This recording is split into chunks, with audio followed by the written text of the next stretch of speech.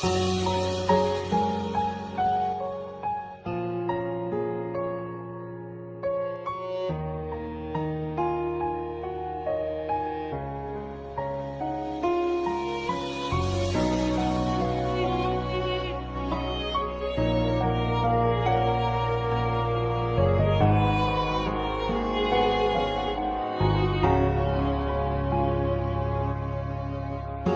งស្នេហ៍ដំបូងពួកយើងជួបគ្នាក្នុងសាលា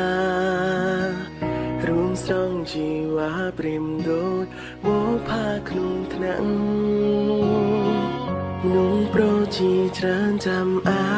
រំលើស្រងវលៀងតែអូនបែកធ្លៀងនៅក្នុងអូនលងស្នេហ៍បងអូនដូចជាអន្តពូនយ៉ាងដ៏អស្ចារ្យតែងឈរក្រោយរៀងរាឲ្យកម្លាំងចិនបងអាចទេរៀបការជាមួយនឹងព្រមអ្នកនេះអាចទេនឹងនៅក្បែរគ្នាដល់ចាំងកោខ្នងទោះជាមានរឿងអ្វីកើតឡើងក៏អូនកាន់ដៃបងហើយឆ្លងអមផ្សំគ្រប់យ៉ាងពីពេលនេះតទៅអាចទេសុំធ្វើជាមិន100ឆ្នាំសន្យាមិនឲ្យពេលស្រាំបងមើលថែរូបអូ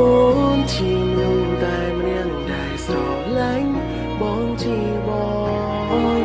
អរគុណគ្រប់រឿងកន្លងបងនឹងតបស្នងនួនអងគុណជា100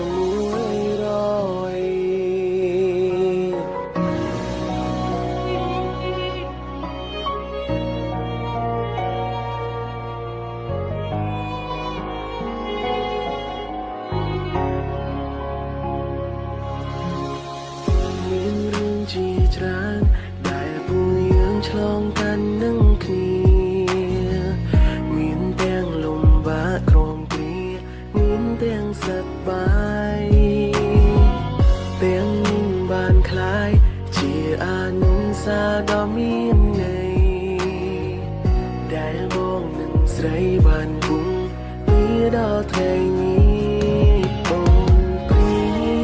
បដូចជាអន្តពូនយ៉ាងដ៏អស្ចារ្យតែងឈរក្រោយរៀងរាឲ្យកម្លាំងចិនបងអាចទេរៀបការជាមួយនឹងព្រមអ្នកនេះអាចទេនឹងនៅក្បែរគ្នាដល់ចាំងកោខ្នង